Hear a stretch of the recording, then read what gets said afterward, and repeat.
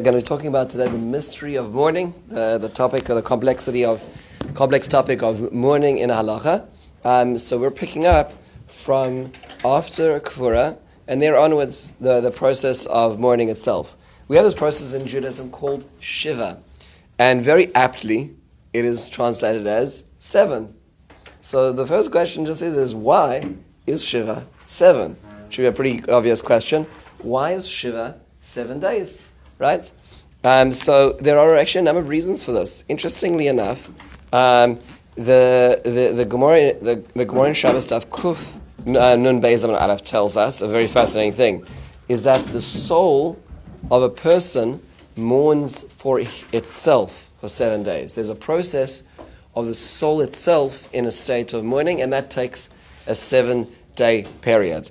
That's what the pasuk says, "But nafshay alav te'ebal," and the soul will mourn for itself. It's in a certain sense, which is really fascinating. I always wonder if that is the reason why we have the practice to say "Hamakom enachem eschem" in plural, even if one person is sitting, and perhaps maybe it's referring not just to the mourner, but to the soul which is present, which is also in a state of mourning. The Gemara in the Talmud Yerushalmi in seudas, the very beginning, actually tells us that this practice dates back all the time to Moshe Rabbeinu. Moshe Rabbeinu was the one who instituted this practice called 7, the 7-day mourning process. Interestingly enough, the Gemara then goes on in the Yerushalmi, in Yermoed Katan, Gimel Hey, to go on to explain that there are a number of other places where we see this was the practice even before Moshe Rabbeinu. For an example, the Talmud says that when it says Vayas la'aviv avel shivas yamim, right? We know by Yosef and his father there was a 7-day process of mourning. The Gemara goes on to quote the name of Rabbi Ya'akov in the name of Rabbi Zaira, that when Aaron lost his sons, it says Pesach oil moed teshush yomam volala shivas yamim ushmartem es mishkan Hashem.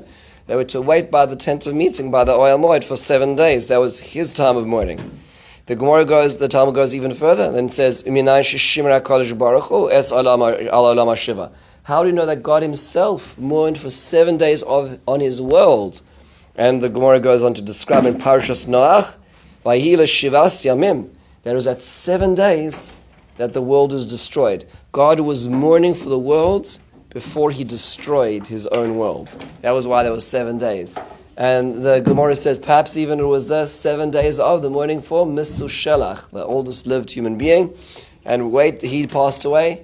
God waited 7 days and then the flood came. So there's multiple different historical reasons, or not reasons, but we'll call models for the notion of shiva, and we see this throughout. This is what the Talmud Yerushalmi tells us. Now, just in terms of the shiva house itself, we know that there's a few things that are set up in the beis avel which are unique. One is we light a candle. Why do we light a candle in the beis avel? Today we're fortunate to have 7-day candles, these very, very long, tall candles. In the old days, they would just light a candle. When it went out, they would light another candle for this, that there'd be a candle lit. Why is that? So the Ma'avor Yabok explains that it gives a neshama, a sense of comfort to the neshama of the niftar that is present in the beis avel, which is why it is lit, and it's let to go till afterwards as well. There's another interesting thing about the way that a beis avel is set up, and people are familiar with this, is that the mirrors are covered. Why are the mirrors covered in a beis avel? So the most basic reason is that a person who is in the state of mourning is not doing self-care. They're not looking after themselves. And so the mirror is a place where you look as you sort of put yourself into place. And this is not the time for self-care. A person's not looking after themselves whatsoever during this period of time. What was that? Men. In general, historically speaking, men generally weren't supposed to look in the mirror. We're living in a very vain generation where that's not necessarily the case anymore. But it's also seen to be a source, a vehicle of self-purification, which connects between spouses. And being as the time of shiva is a time of separation, it's also seen as a stepping back from that.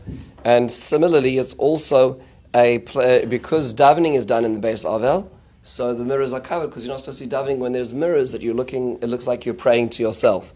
Another part of this is that death is seen as sort of the falling of the human form. In a certain sense, it takes us back to the primordial chait, where human beings first sinned and brought death into the world.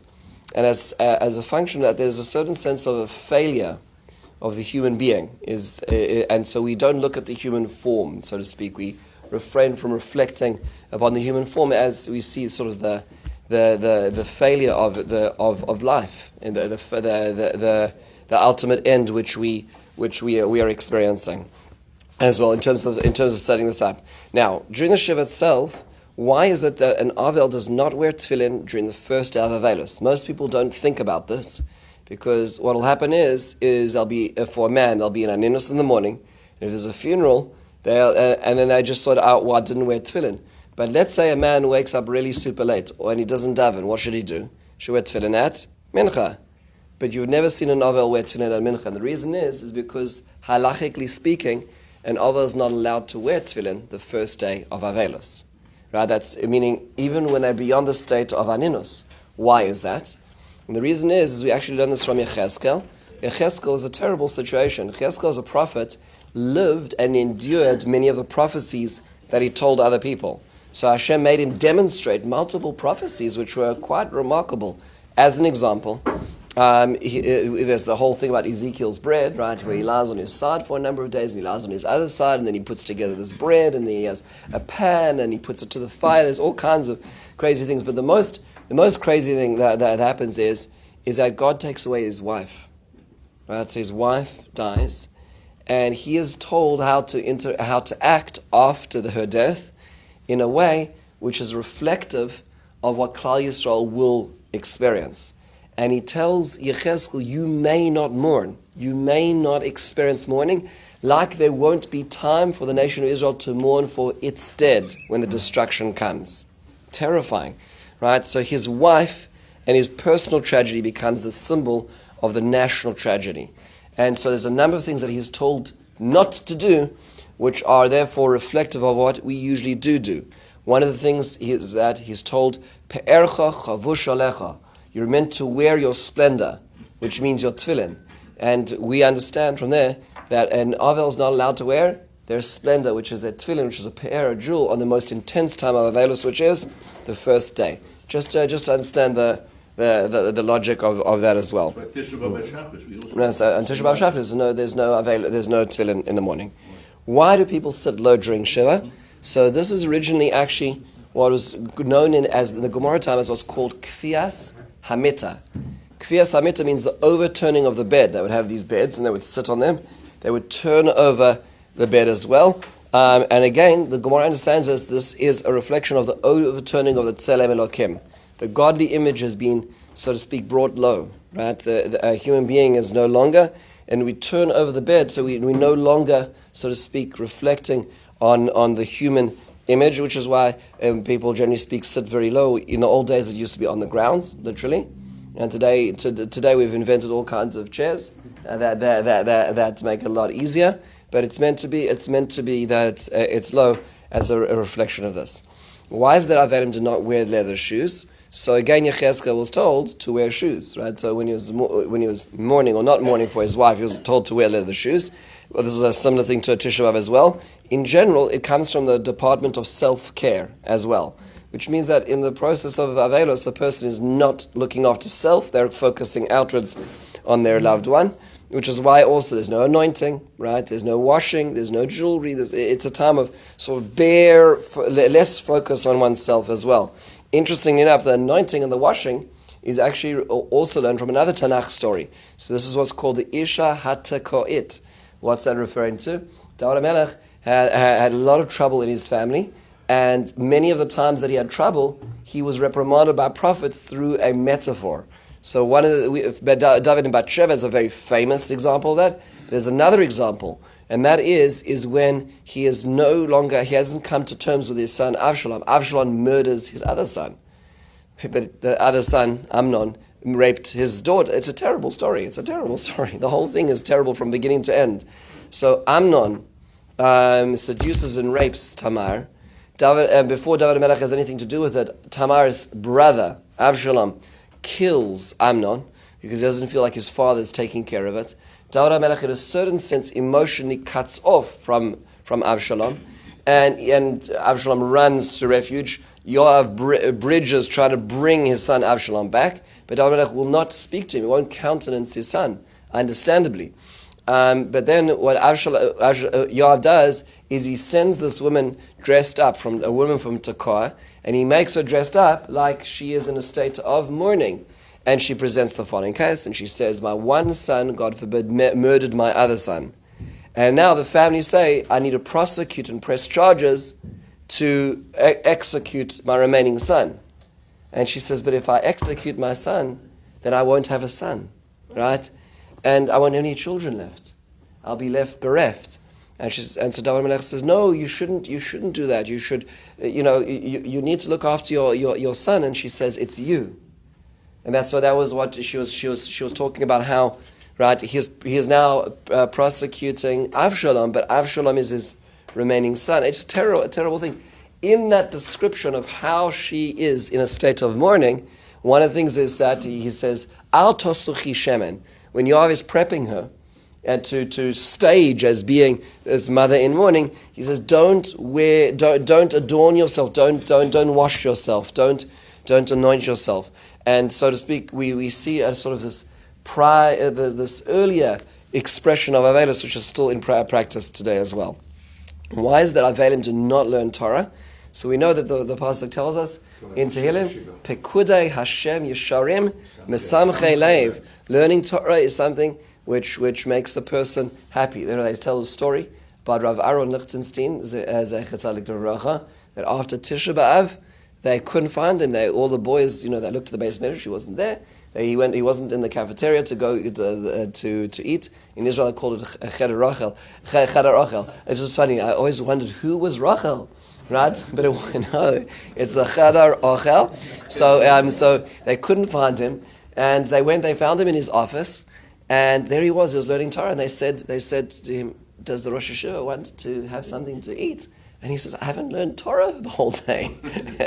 So, there was something very deeply lacking in his thing. There's a very special gentleman in our shul who was sick a few years ago. I went to visit him, and he was attacked by a dog, and he had to have some medication, and the medication he had just made his brain fuzzy. He couldn't think, and he was crying because he couldn't learn.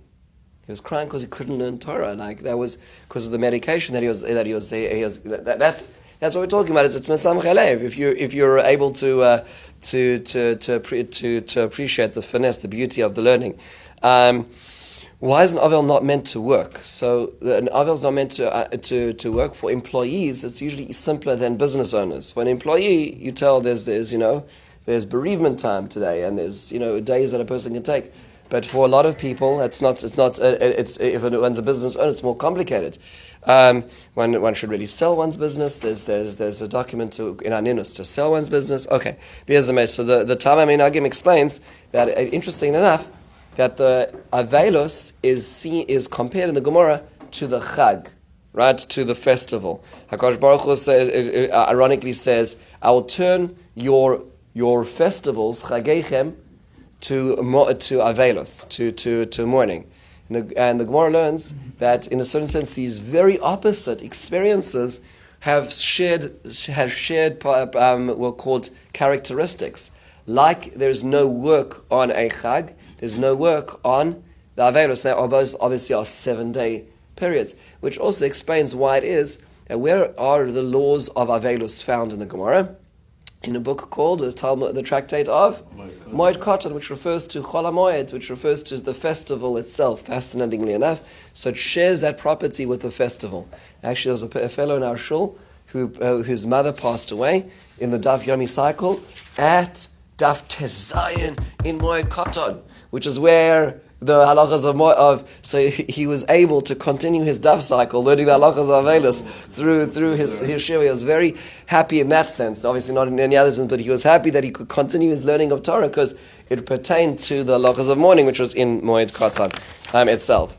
Why is an avel not meant to travel alone during the shiva? So the Gemara in Brachas tells us that there are three people that are tzrichim shimur, that require protection. And the Gemara adds in a fourth one, and the fourth is an avel. And the reason for this is that, as the Rambam describes, quoting the Gemara, is that when a person passes away, those who are closest are in a state of din, or in a state of judgment. And therefore, they need protection. They should be very careful about the way they conduct themselves and where they go during that period of time. The way the Rambam describes it is he says, Yidag kol hachabura. Everybody in the immediate periphery should be very concerned. And the way he describes it is, he says, a person should imagine that a sword is upon the nape of their neck throughout the course of Shiva. And then throughout the course of Shloshim, he says that a person walks through the marketplace with a sword following them wherever they are. As if, that's the way, it's a very, very scary description, in a certain sense, talking about the vulnerability of the human condition. And we don't have any guarantees. We don't have any guarantees about life.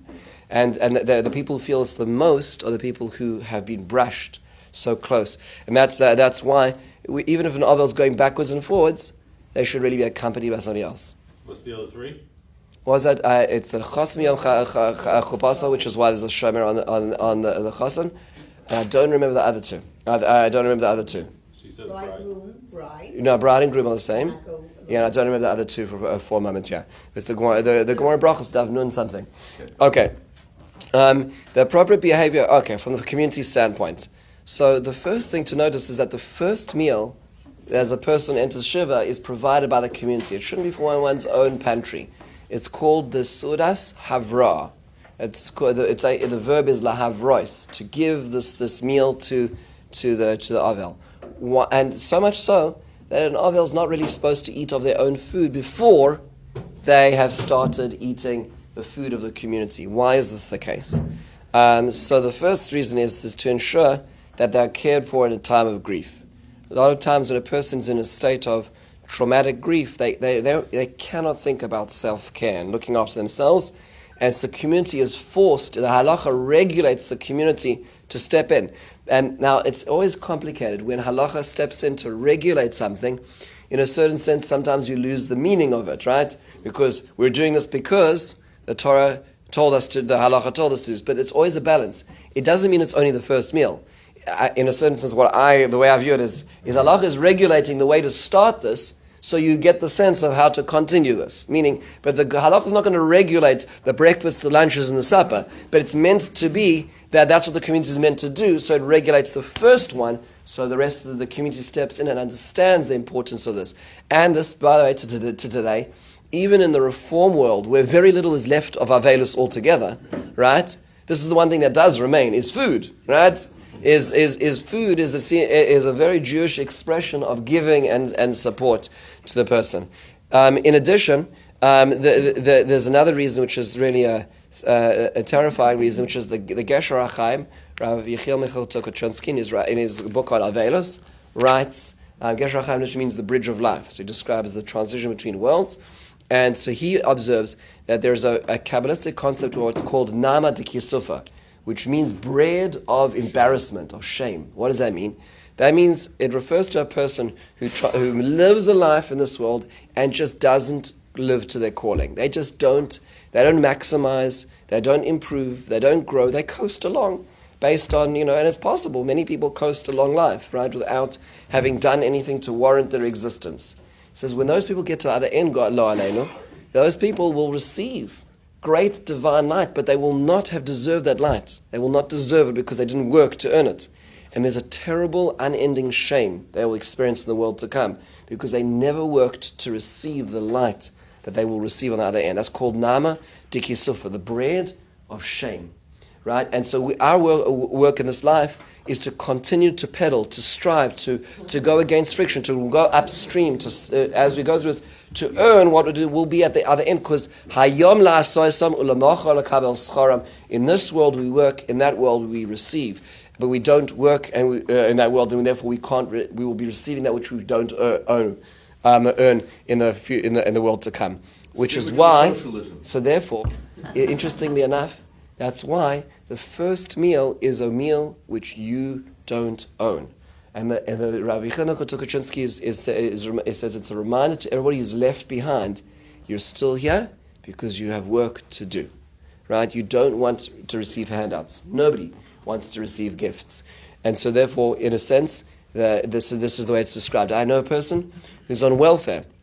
And I was saying, let's get a job, let's figure this out. And he said to me, I cannot. I'm trapped eternally in welfare because I won't be able to find a job that'll give me enough that'll allow me to be able to have my own health insurance and to be able to work, because I need to start off part-time because of my condition, and I will never be, I'm trapped in a state of eternal welfare. It's a terrible, you don't feel good with yourself because somebody's giving you a handout.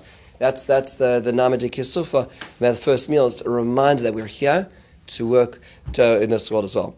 Now, in Shiva, why is it that one should not speak to until spoken to? Why do we do all the meals?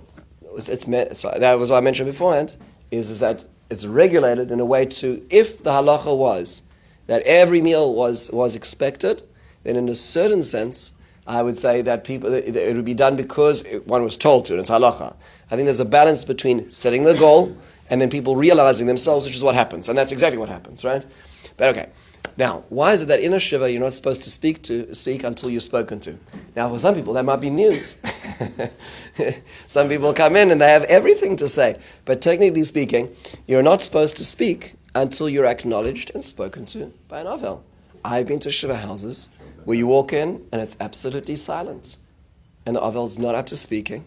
And you sit there in silence, and then you wait, and you wish them hamakom, and you leave.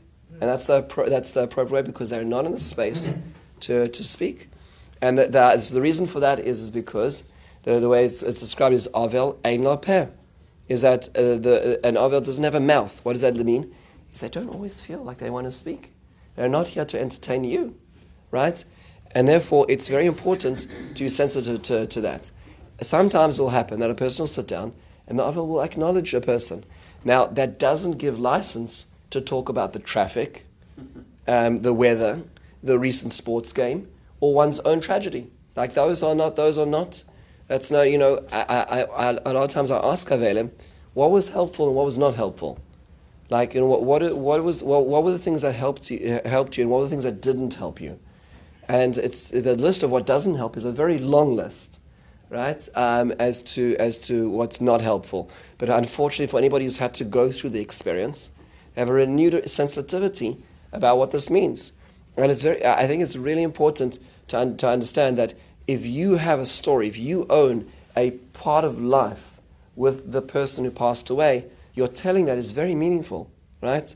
So if you were a neighbor, a business partner, a friend, a travel partner with a person who passed away, you have a unique angle to share that the family so wants to hear that angle, because that's another angle of life.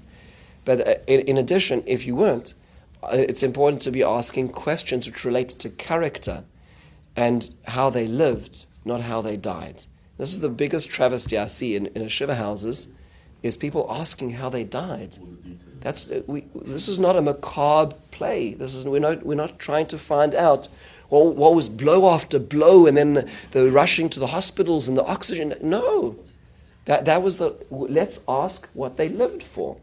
What were the values that woke them up in the morning? What were things that gave them their sparkle in their eye? What made them who they were, rather than going through like the death process again and again and again. It's amazing how insensitive and how completely emotionally dormant people are when it comes to this. I sit in shiva houses, I listen to these people going, and it's completely inappropriate. While I'm on my soapbox, I will also say that there's a practice which I see in a beis avels that I understand where it comes from. That people stand up to wish their makom, and then they'll kneel in front of the avel, and they'll make their own 10-minute speech. There are 50 other people behind them, right? But they go on to make their own personal little rendition. That's not nichum avelim. You say your thing when it's appropriate, and you leave, because there are other people as well. The avel is also balancing, trying to reach all the people in the room, and it's completely inappropriate. Why should everybody be sitting there watching your back while you are making your personal rendition. It's not about you. It's about the person who's sitting over, sitting shiva. So just understand this. It's just like there's sensitivities which I'm dumbfounded when I watch people in the way that they observe shiva. It's most important is to ask avelim what is helpful for you. Right? What was good for you? What was helpful? What was comforting? And to replicate that rather than just speaking to ourselves. I'm sorry to have to say this, but just like it's shocking to me how what I hear going on in Batei Avel so many times. Another thing is people coming to visit should not be having their own conversation. Right? That's it's just. If you're coming to the avel and you're in the second row and you're talking about your kid's graduation, no, that's not the time. You wait and you walk outside, and there's a great world out there to talk about that. But here is not the time to catch up with somebody you haven't seen, who happen to be sitting in the same row as well. Just these are such obvious things, but it's amazing. Okay, now why is that we should not take food out of the beis avel? Do you know that there's a practice you're not supposed to take the food out of the beis avel? Interestingly enough, this is actually discussed. Rabbi Ya'akov the Elder Rabbi describes this, and that is because there's seen as a ruach ra in this. It's not now. Technically speaking, if you go back to the original custom, it was generally food that was there at the time of death, right? So if you go technically back, and it might be because of concern of perhaps whether it's physical or spiritual contamination. That was so it's not as applicable. But and leftover food is fine. And if it's going to go to Bal Tashchis because it's just too much, you can give it away and people can do this. But generally speaking, that's where it originated from as well, which is perhaps why it's less of a concern. So it is okay to give it away. Absolutely. If you at the end of the shiva, when there's 13 trays of sushi, every night. Yeah. So it's and people mean so well, but what are you going to do with the food, right? You're allowed to give it away, and certainly at the end of shiva, and if it's going to go to Bal Tashchis, for sure. You have to wash your hands? What was that? No. Though that's only when one's in the actual presence of the niftar or in a beis forest. Now, tefillah in the beis avel. Why do people make a minyan in the beis avel? So the Shibboleh like it says that the soul is mourning for the mourners as well.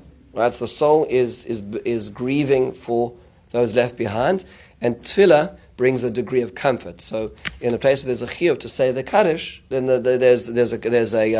one makes a minyan in that house that brings a lot of neshama. Why is that we do not say Birkas Kohanim in the beis avel? So there's like a few minor changes to davening. One of them is that in the repetition of the Shemona Esrei, there's no Birkas Kohanim. In Chutz Aretz, it's Elokeinu v'Elokeinu Aseinu. In Israel, it's the real Birkas Kohanim. Why is that not there? So one of the restrictions on aveilus is what's called she'elas shalom. You're not supposed to bless or ask the avel for peace. You're not, which in colloquial terms could mean, how are you doing? You're not allowed to ask the avel how they're doing, right? Because they're not in a place of peace, and therefore you're asking them to open up a place which is very painful for them. That's not the right question. And so, that's asr, it's called she'elas shalom. And in the Gemara, she'elas shalom isn't just how are you, but it's blessing them with peace. So imagine that you're in the beis avel and they're doing Yoseim Lecha Shalom, which is the end of the Birkas Kohanim, where he says Amen. That's referring to the peace which the person, the people, the avelim are not in that state. They can't. It's inappropriate to answer that question or to say Amen to that in their beis avel. Why is there no tachanun in the beis avel? Tachanun is that very intense supplication right after Shemona Esrei, where people put their heads down for. So the reason is because that prayer is such an intense supplication. It's seen as said at a time of great sorrow, great pain, which is about din, which evokes the judgment of HaKadosh Baruch Hu, because it's saying we're so desperate. We try to step away from anything to do with din in the beis avel, justice, because it is a time of justice for the soul. So we try to sort of tread very lightly, which is why we also leave out Lanatzech Mizmor David, which is Mizmor Chof at the end of davening as well. Those are pulled for the davening, yeah. I actually have read that She'elas Shalom applies to the year. That is It does. It does.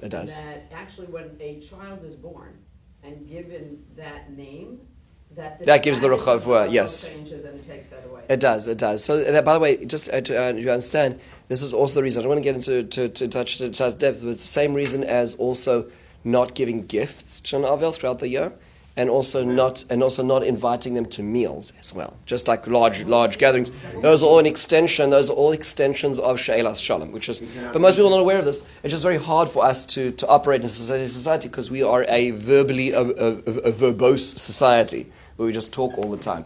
But in the days where people used to think a little bit about before they said, then we were more sensitive to these types of things. Also, I think the She'elas Shalom is also the way people would greet a person is Shalom Aleichem is much more meaningful than how's it going, right? So also it was a blessing as much as it was a request.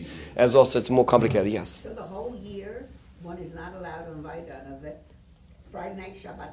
Small meals that one would usually have is fine. Friday night Shabbat. Small meals on a Shabbos are fine as one would usually have What it. does that mean, a small meal? 1 or 2 people, Oh, a small group. as opposed to anniversary, birthday, offer of meals. Those things are not allowed. Why is it there's no Hallel in a beis avel? So. Uvalatzion is the same reason? Yes. The Uvalatzion, we skip the first thing because it's right. So that is seen as the eternal covenant, and there's a certain feeling of lacking of that covenant at this point, which was removed. That poskim in Uvalatzion, just one of those little shifts in the davening. Why is there no halal beis avel? So the Taz is already on the Shulchan Aruch says in Yeridah, in Shin Ayin Zayin says that lo yahamesim yahaluluka, right? The Mesim do not have the capacity to praise God in the way that we do when we're alive here, ironically, in this complex world. And if we were to do it in the beis avel, it would be in the fraction of lo'eg lorosh, which is we're making fun, so to speak, of the niftar who can't praise God in the same way, so we step back from Hallel. Interesting enough, there's different practices in the different Batei Avel. The practice in Arshel is the Avel steps out for Hallel, but everybody else says it. But the avel himself won't say it. But and some have the practice not to say it at all in a beis avel. That reflects this. Why is it that in the davening there are different practices as to the extra kaddish? Now, people treat this like the most important part of religion. This is not the most important part of religion. This is an ancillary detail, but it is important to realize we add on an extra mizmor in a beis avel. We add in mizmor mem tes. It is a very self-reflective, we'll call it ephemeral mizmor in Tehillim, number 49. At the speed that most people say it, and that I've seen, clearly does not reflect the ability to reflect of what is meant to be about. But it's meant to be a reflection on life. It's meant to be that we don't take anything with us. And what are we doing here? That's what the mizmor is about. It is added in a beis avel as a self-reflection piece. It happens to be when you add in an extra mizmor of Tehillim, then there's the opportunity to say kaddish, right? So as an example, in a regular shachris, we say aleinu and then we say kaddish. We say the mizmor shir shel liyom HaShabbos and we add kaddish because it's a new mizmor of Tehillim. Aleinu is not Tehillim. Aleinu is davening. The capital, the mizmor of the day is Tehillim. So you say another kaddish. So in this case, technically speaking, you should say another kaddish. So that's what it's like at night. At night, you do aleinu. And then we add in the mizmor Tehillim, and we say another kaddish because it's a new form. It's a different form. It's Tehillim. What about during the day? So during the day, there's 2 opinions as to what you should do, and the Matei Ephraim already describes 2 opinions. One is that we would say another Tehillim, another kaddish after it. So we do the regular davening, aleinu kaddish, shir shel yom kaddish, and then mizmor nevnei korach mizmor. And then kaddish. And there are those who say, no, you're going from Tehillim to Tehillim in the morning. Don't add an extra one. Group them together and then say one kaddish. You shouldn't be marbe kaddish. You shouldn't just add kaddishim that frequently. And as a function of that, like we do, as an example, in other places on Rosh Chodesh, what do? We have Shir Shel Yom and Baruch Nafshi. During Elul, we have Shir Shel Yom and LeDavid. What do? We put them together. We say one kaddish afterwards. Once those who practice the former of those opinions, which is you add an extra kaddish, then people said, it's being added in the beis avel, so the avel should say it. So it became the sense that, it's his kaddish. Then people get very concerned. You're taking away his kaddish. It's like nobody's taking away anything. It's just we're just the question is are we doing the same thing we do on a regular Rosh Chodesh in the beis avel as well. And so you'll see sometimes different practices that surround this as well. I asked when I was speaking, when I was clarifying, I spoke to Rav Hershel Shechter about this, and he said the correct opinion is not to be married b'kaddishin, which is Rabbi Talabam and Narshal, which is why the practice of Narshal is to join together the Tehillim in the morning. In the night it's not Tehillim, because Aleinu and the Mizmor and Memches are not Tehillim, so then there's two separate kaddishes. In the morning you would not do that. Sorry. Oh, thank you. Is it appropriate after you have the minyan to have like bagels and muffins and things for the guys? For sure, yeah.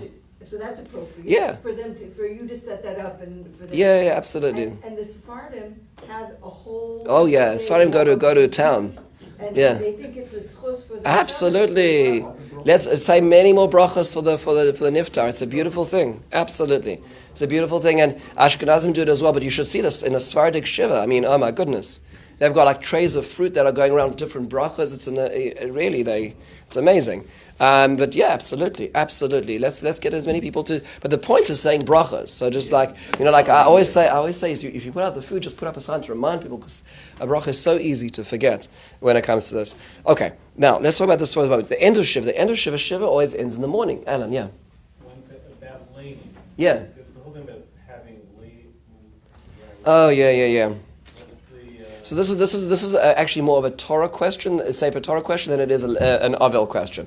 And that is like this: is when are you allowed to bring a Torah to another person, right? So the truth is, the Shulchan Aruch says you don't just bring Torahs to people, right? You go to Torahs, you don't bring Torahs to people. It's disrespectful to think that Torah dances around people, right? So the Shulchan Aruch says it would be a right to bring a Torah to a person if they're going to learn from it 3 times. Because that in a certain sense means that they're actually using, it's not just I'm going on a Shabbos to my family and I'm going to take, no. It has to be that there's a real usage, a real kfios. So that's why in the old practices it used to be that they would bring it to a beis avel if they could get it on a Monday, a Thursday, and a Shabbos afternoon. That's why they would do it, to create those 3, to generally speaking today, we're a little more makil on this. That seems to be the practice about a beis avel. We'll bring a Torah, even though there's only 2 lanings. We won't make a special minyan for this as well. The one thing which is a hakpada is you're not supposed to bring a Sefer Torah that's wrapped in a talis. It's meant to have its own aron, right? So it's not appropriate to bring a Torah just put and left on the table and things like that. That is considered inappropriate. It needs to have its own makom yochad, which is why Ashul has 2 or 3 aronos which go around to and that's seen as a respect for the Sefer Torah itself. Okay, why does the shiva end in the morning? Shiva ends in the morning because we know that we paskin, that's what's called miktzah sayom kakoloi. Actually, this works on both sides of the aveilus. Usually, let's say funerals in the afternoon, the avelim get home, they sit for an hour, 2 hours, and that's day 1, right? So it's a piece of the day. The same thing at the end, which means that aveilus really is only 5 days with a Shabbos in the middle and 2 pieces on either end. That's really what it is, unless it took place after dark, right? But in a certain sense, we try to minimize the amount of aveilus, and so therefore it is set up in such a way that it's just the morning, the morning of Shiva itself. Why is it that there's a minhag to walk around the block? The minhag is not to walk around the block. The minhag is to walk outside. So in Lawrence, that could be a really big block, So it's not about the block.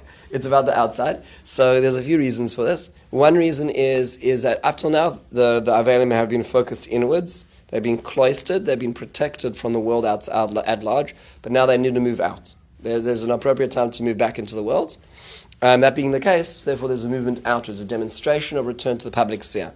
There's another reason, and that's the Sefer Tamim Minhag quotes a very beautiful idea, where he says that when a person passes away, the neshama oscillates between movement towards the next stage, and then is also tethered to places it inhabits, which is a chaotic moment, a time of a lot of trauma. And that's the period of shiva. At the end of the shiva process is when the neshama is released. When the neshama is no longer bound to the here and now, the places that it was. And as, in a certain sense, walking out the house is an acknowledgement of levaya, of walking outwards, of release, the calmness of it being in a better place as well. Let's move a little bit into the restrictions of the year of aveilus. Why is aveilus shorter for spouses, siblings, and children? Golo aleinu. So the truth is it's not shorter. The truth is that aveilus is 30 days. Aveilus is 7 days and then 30 days. That's the default, and that's for everybody.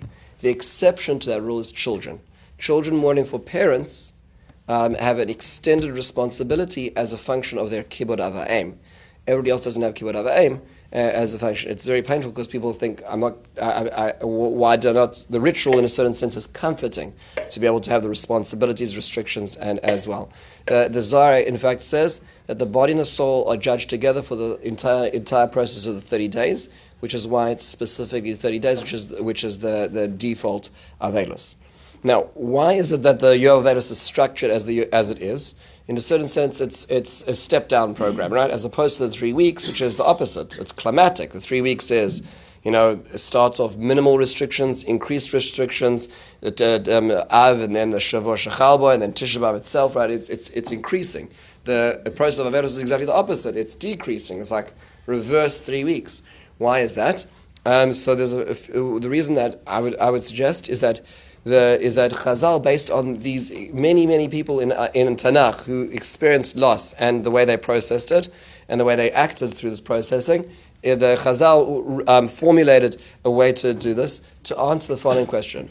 They said, have we done enough? Are we doing enough? If we didn't have, let's say there was no aveilus, God forbid, and we had to process this ourselves. Let's say we're not in the realm of Judaism, God forbid, and so you just had to formulate your own way of dealing with this.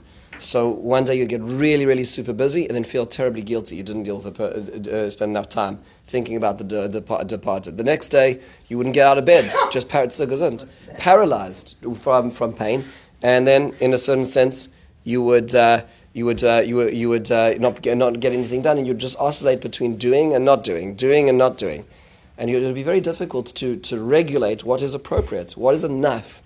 So Chazal said, well, for the first 7 days while the neshama is in a process of din, you're going to stop everything in your life and you're going to focus on them.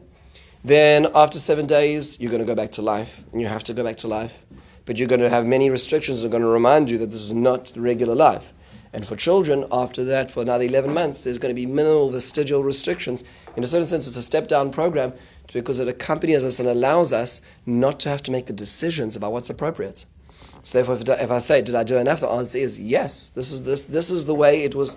1 week of the year is 1/52nd of a year, which is 2% of your year. It's a significant amount of time that you stopped everything.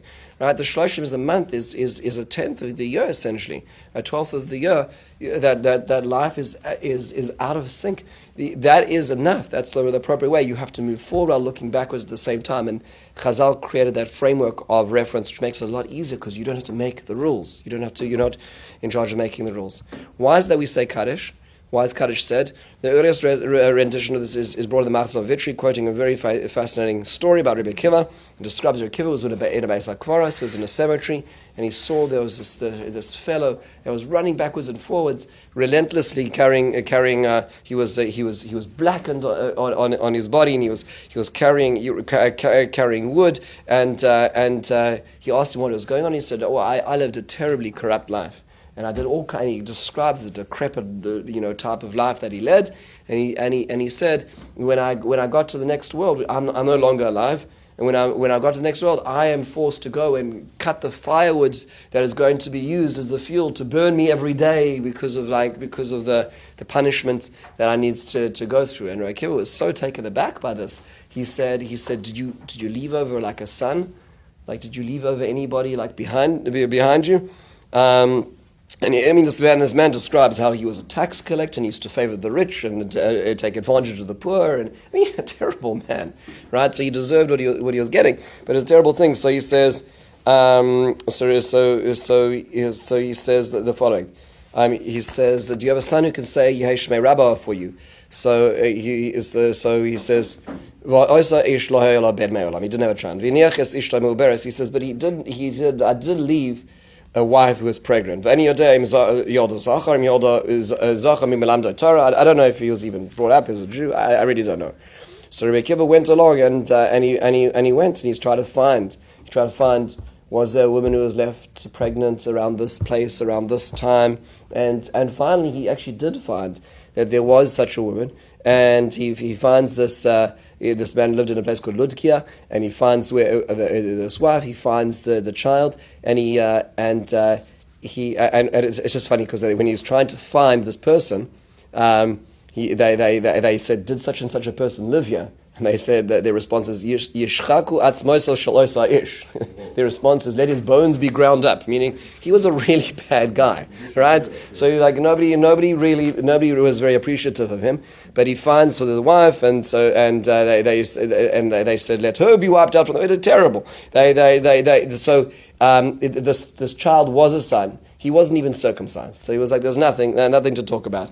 So Rabbi Ya'akov goes and he circumcises him, and he teaches him Torah, and he brings him to a point where he's able to daven Baruch Hu and Yeshmei Rabbah, and this fellow comes to him in a dream and says, you allowed me to respite from this, right? So it's seen in a certain sense that when a son is able to say a kaddish for a parent, there's a certain level of release.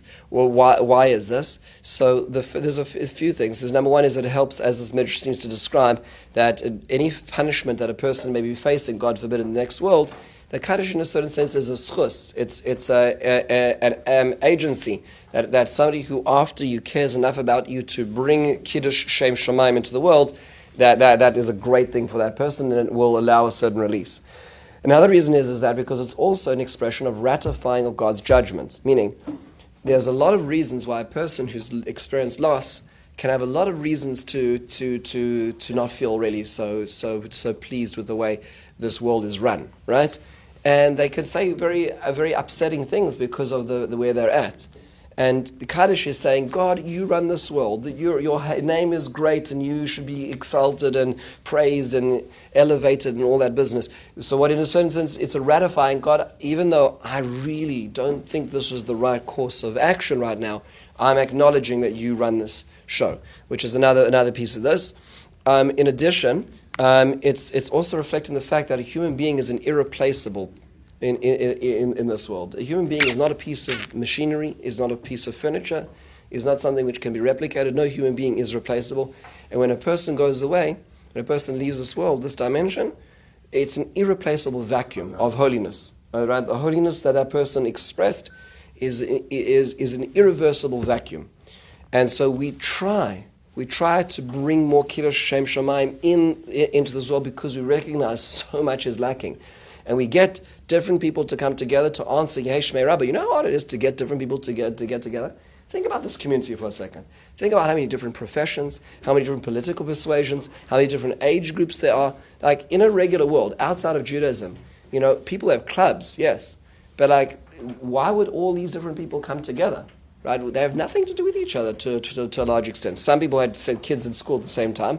But now you bring all those people into a room, and they all say, let God's name be great. That's a huge Kiddush Hashem, right? They won't agree on the weather, they won't agree on the traffic, they won't agree on politics, they won't agree on public policy, but they will agree on God being great. That's a tremendous Kiddush Hashem Shemayim, which will try to fill that void. It's an amazing thing. The more diverse a community, the more the Kiddush Hashem Shemayim for that as well. I'm going to hold the questions because I'm running out of time. So it's also okay. Why is Kaddish in Aramaic, right? Kaddish, first, just to clarify, not all Kaddish is in Aramaic. The first paragraph is. The second paragraph is not. The second paragraph is in Hebrew. But why is the first paragraph in Aramaic? So Tosfos in Brachos, tells us two reasons. One is that it was said at the end of the drasha, at the end of the public gathering of teaching of Torah, and so the Amcha, the regular proletariat was there, and they just didn't understand Hebrew. So they translated into the lingua franca of the Middle East, which was Aramaic for many, many, many centuries. So that was why it is. However, the Tosfos says it's also it's not the lowest level languages; it's also the highest of languages that the angels don't even understand. It goes up without an intermediary. Why do you want the angels not to understand it? And the reason is because it's expressing something which is not necessarily what we see. In fact, Yeshmei Rabbah Mevorach Olam Ma'al Maya is in a certain sense a paraphrasing of a translation of Baruch Shem Kavod Malchus Olam Va'ed, which is Baruch Shem Kavod Malchus Olam Va'ed. In Hebrew is said quietly because Kavod Malchus is not very clear in this world right now. The honor of God's dominion is not right. So in a certain sense, we say it in Aramaic, right, to sidetrack the angels. And we say it quietly, except on the one day a year on Yom Kippur. But the point is that we're not glorifying what is the absence. Kaddish is talking about the world that ought to be, not the world that is. That's really what it is. And to me, always the words that are most powerful are Ba'alma Divra Kirusei. God created the world in the way that He wanted. But we say, Hashto ba'golav is man koriv. We hope that soon in our lifetime, we should be able to see it being the world you want, because it's not the world you want right now, right? That's what's being said. It's a very powerful prayer as well. Why is Kaddish only said 11 months for parents? So the Rama already says this in Shulchan Aruch, and that's because the greatest amount of time that could be for the din, the judgment of a person, is 12 months. We don't want to assume that parents are being judged for 12 months. So we recess it till 11 months. In Sephardic tradition, by the way, you know what they do? They do 11 months, they do a week gap, and then they go back to it. In Ashkenazic tradition, they stop for the entire 11th month. Commemorations. Why is the day of the yahrzeit sometimes complicated to figure out? The reason is because the yahrzeit is always the day of death, the day of patira, right? Sometimes, if there is a gap of more than 2 or 3 days between the death and burial, so this often happens if there's a weekend and a transportation to Israel, as an example, right? In those situations, there'll be a gap of 2 or 3 days. Then the first year it goes back to the day of burial, not the day of death, only for the first year. In irregular burial, this is not the case. In the vast majority, I'd say 85% of cases where a person passes away and he's buried that day or the next day, this is not relevant. It's always the day of patira. Right? People seem to have confused notions that no, it's only if there's a 2-day or 3-day gap. Some even say in a 2-day gap it's not the case. It's only a 3-day gap. What's the reason for that? The logic is very simple. Is the aveilus starts at the time of burial. Right? Now, if the aveilus starts at the time of burial and there's a 3-day gap, work with me here for a second. Right? So the aveilus starts, therefore, 3 days from patira. If the yahrzeit will be measured from the day in the first year of death, then what's going to happen is the yahrzeit will be before the end of the aveilus. Make sense? Right? Because the aveilus only started 3 days later than the patira, than yahrzeit. So the yahrzeit will actually occur at 2 days before the end of the aveilus. Which means what's going to probably happen in people's minds is they're going to do the yahrzeit seudah, and they're going to say, we're done. And off they go, and they're no longer in a state of aveilus. But they clipped off 2 days because of the thinking the yahrzeit is analogous to the aveilus. It's not in this particular case. The first year it's pushed out. That's only the case if it's a 2 or 3 day gap or beyond. In a 1 day gap, like it's the next day, doesn't make a difference because if it's in a 1 day gap, the yahrzeit will be on the last day of aveilus. Right? So then it's not an issue. Just understand the logic of this as well. The 2 day gap is a dispute. There's 2 opinions in the Shach. Generally speaking, we paskin, I would recommend paskining, that in a 2 day gap we treat it like a 3 day gap because of the same logic applies as well. Why do we do yizkor? So people ask this. So there's a lot of reasons for this. In fact, yizkor is actually talked about mainly on Yom Kippur. And that's what the Shulchan Aruch talks about. That's what the Sardim do. The Sardim do not have yizkor as we have it. But it's typically on Yom Kippur. That's the main time, and the main idea is because that's a time where it's a very fascinating way of reading the Gemara. The Gemara says Sifrei Chaim Sifrei Mesim Psuchim Lefanav, right? That the books of life and death are open in front of God. What does it mean, the books of life and death? So we think that it's whose name, God forbid, is going to be placed in one book, or Be'ezrat Hashem will place in the other book. But the Rav Soloveitchik always pointed out that there's a different way of reading the Gemara, which is that those who are alive and those who are not alive are being judged on Yom Kippur. Right? The books of everybody is open on Yom Kippur. And the Sifrei Mesim is a much bigger book than the Sifrei Chaim. Right? There's a much longer list that's there. Which means if it's the time of judgment, we want to do everything we possibly can to help those who are no longer here. But they don't have the capacity to do things. Right? Because they don't have a body. They're not in the context in which they're able to perform Torah mitzvah. So we do an extra amount to make sure that on such a day of judgment that we're going to do that. Which is why, what do? We pledge tzedakah. We pledge to do more for them. It can also be pledging to do other things. You pledge to learn Torah, and you can pledge to Gemilas Chasadim. You can do all kinds of pledges. Tzedakah is an easy one, ironically, because it's just, I'm going to do this, and after Yom Tov you give tzedakah. That's what it's meant to be. Interesting enough, in Ashkenazic tradition, it also emerged on the last day of Yom Tov. The last day of Yom Tov, one of the reasons is because what's the last pasuk on the second day laning in Chutz Haaretz? In Chutz Haaretz, what's the last pasuk? End of Parshas Re'eh. Ish kamat nas yadai kevirkas Hashem Elokecha. That each person gives a gift to the ability of their hand. That's a call to giving tzedakah, which would be the practice when a person would go up to the beis hamikdash. They go to the beis hamikdash and they would give tzedakah. So what happened was they pivoted and said, This is a time where at Yom Tov, when a neshama, at the end of Yom Tov, the neshama is present more at the times of Yom Tov. It's a time of giving. Let's put the two together, right? Let's give for the neshama at such a time as well. There was also a public aspect of it. There was also a time when there was a lot of pogroms and crusades and the Gzeres Tachvatat and so on, which emerged to this. And there's a public and private aspect of this. Initially, actually, in the Ashkenazic world, it started off as a national time of acknowledgement of those souls, and then it turned personal in a tweak. But really it was actually national more than, which is why it didn't emerge in the Sephardic world, right? Because they weren't suffering under crusades, pogroms, and massacres. Okay, the same way. Why is that some people do not do yizkor the first year around? So the default position is that everybody should, who's unfortunately in this club, should stay in for yizkor. Some people decide not to of the first year. Why is that? Because Yom Tov is a very happy time. And if in the first year where everything is very raw, that a person is staying in and saying yizkor for somebody they lost, it's going to verster, it's going to upset their Yom Tov. The equanimity is going to be, the balance is going to be shifted. And so that's why some people are the practice not to do it. Ironically, some people feel even worse because they didn't do it, right? So what I suggest to people is that figure out what your family minhag was. Go back 2 generations and ask, what do your parents do when they first suffered loss? And if they stayed out, then stay out. But otherwise, if you don't know, then stay in and do the yizkor. That's where it comes from. Why is the day of the yahrzeit so special? So the yahrzeit is a special time where the person again re-enters in front of HaKadosh Baruch Hu, and the possibility of elevating their standing on the neshama is specifically imminently possible as well. So there's a lot of practices. People light a candle on their behalf. They say Le'ilei Nishmas. People daven, or if for a man, they try to lead the davening if they're able to. One should try to say all the kaddish if one's able to. If there's a kriyas Torah for a man, they should try to get an aliyah. One should there's the opportunity to learn Torah for the deceased, learning mishnayos for the letters and names, trying to visit the grave, to give stock on the memory of the deceased, and ideally to have a meal or a tikkun, which would mean more people are saying brachas as well. These are all different things. Whether and to settle machlokes, God forbid it is machlokes, but it's an opportunity when the neshama is, so to speak, being called in front of Hashem to a larger degree in this day. That's a time where we try to do as much as we can in their merit, where their portfolio, so to speak, which is us, remains continues to be advanced.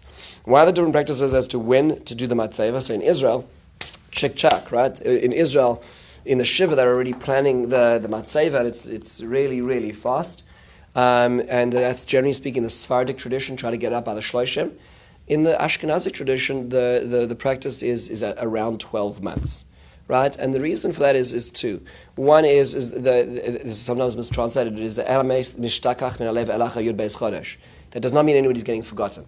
What it means is the immediacy, the acuteness of the pain is dala after 12 months, and that's at that point in time we put a monument to, so to speak, move forward at that point in time. In addition, it's also the last period of time where the din for neshama in the olam neshamas is happening is at 12 months, and so we don't want to sort of laud and praise the person at a time when there's still din going on. So we put it towards the end. It's not always the case, and it's possible that the family can only make it, and it's in Israel or wherever it is, and everybody can make. It's all right to do it earlier, but generally speaking, it's done around 12 months in Ashkenazic tradition, unless otherwise.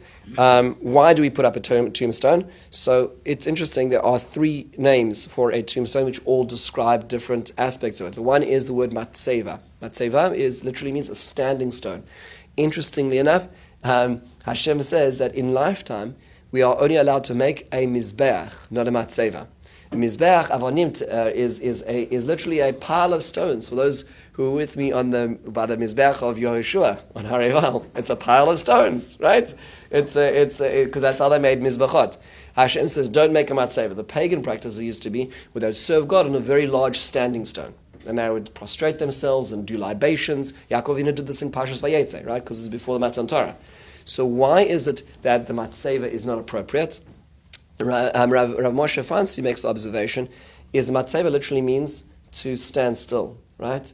In life, we don't have the opportunity of standing still and serving God based on past achievements, right? Hashem, look where I am. Look what I did. I had my moment in the light, and the rest of my life I'm going to enjoy the proceeds. Nope, it doesn't work like that. In lifetime, we keep on building and taking pieces and putting it together to build structures higher and higher. We never stop. But Rav Moshe says, but after we pass away, then a matzeiva is appropriate. A standing stone, look at the achievements. Look at the achievements of this person. That is an appropriate time, which is one that the name of matzeiva. Another reason is called a tzion, which literally means a marker. For those of priestly blood in this room, the reason they have a tzion is because there's tumah which is surrounding the absence of the full neshama being there, and so it needs to be demarcated. In fact, the Gemara describes that in the month of Adar, based in Metzainis as akfaros, that would indicate where people are buried, so that people would not walk over and become impure and eat in an impure state and truma, and so it's not appropriate. That's a tzion. There's a third name, and that is the nefesh. In the Mishnah, they call it tombstone, also a nefesh. A nefesh literally means the soul. Now, there's different parts of the soul. There's the nefesh, ruach, neshama, chaya, and yechida. The lowest part of the soul is, so to speak, tethered in this particular place. Why is that people go to the cemetery on fast days? So the Maharil observes that the fast days are a time of trouble for the nation of Israel, and when one goes to a cemetery and one stands by a person who passed away, who was a holy Jew, that is called admas kodesh.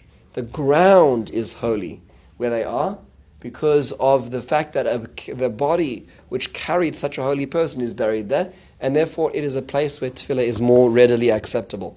Which leads us to the last thing, which is, and that is, why is it that some people speak to the niftar and others do not at the grave? Like when it comes to praying, right? Go to the oil, see what people are doing there.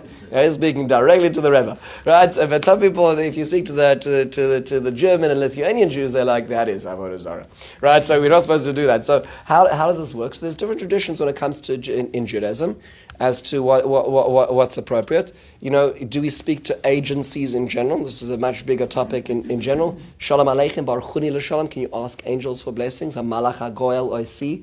Can you ask angels for blessings? Agencies. Can you ask the dead? Can you ask the deceased for agency as well? Is a matter of dispute. In the Hasidic texts, absolutely. And they say, please be a melitz yosher. A melitz yosher means a melitz is an advocate of justice, of uprightness on my behalf, right? So please act on my behalf. Whereas in the strictly, we'll call it, world of nigle, those are Jews who only operate with the less of the hidden stuff of Judaism, or the external part of Judaism, would say, no, we're not supposed to, we pray to God. Happens to be that the havra'ah, it's like a high Wi-Fi signal, right? Where a lot of holy people are buried, there's a lot of holiness. So my prayers are more readily accepted in a holy place, but I'm praying to God because He's the one who's in charge, not them, right? Whereas in the Hasidic world, you can actually speak to the person. Generally speaking, I came across interesting insight in Rav Simcha Bonum Cohen, who makes the observation. He says that if one does visit a niftar in the graveyard in the first year, one should not ask them anything in the first year, certainly. Because at a time where they're going through a process of judgment, it's not appropriate to ask them for anything, to be made yosher. You daven for them. You can say Tehillim for them, but you don't ask them. After that, once they've gone through the first year, at that point in time, then you put out the matzeiva and you go there. It's all right to speak to them, and which is the balance between these different ideas. There are a lot of things that we didn't cover, but I think this is a really important thing. Yes, Rosemary. What about people put a stone? Oh, I meant to get there. I'm sorry. Yeah. You're right. I'm sorry. I apologize. So the stone. Yeah. So the stone. It could be a Yeah. marble, whatever. You're absolutely right. So there's a reason. The stone. The wind could wipe. Yeah, so the reason for the stone is most simply is to demonstrate that this person was cared for. Like if you walk down the road of the cemetery and you see tombstones that are covered with little pebbles, right? You say this person really counted, and really people really care about them. They come to visit often, right? So it's that's the most basic level. It's also seen symbolically as a very fascinating thing, because the stone is actually an even, which is seen as a notricon of Av ben Nechad or Ima bat Nechta, just want to point out, okay, is that it's intergenerational, where there's sort of a certain sense we're acknowledging that this person didn't end. Yeah. And women saying kaddish for a parent? Really good question. So if there's no sons, Yeah. there's a range of there's a range of opinions. Yeah. But I'm happy to speak to you offline just specifically, because some people feel much more comfortable with it, some people feel much less comfortable with it, and that's where it comes from. Okay, Rabbi, yeah.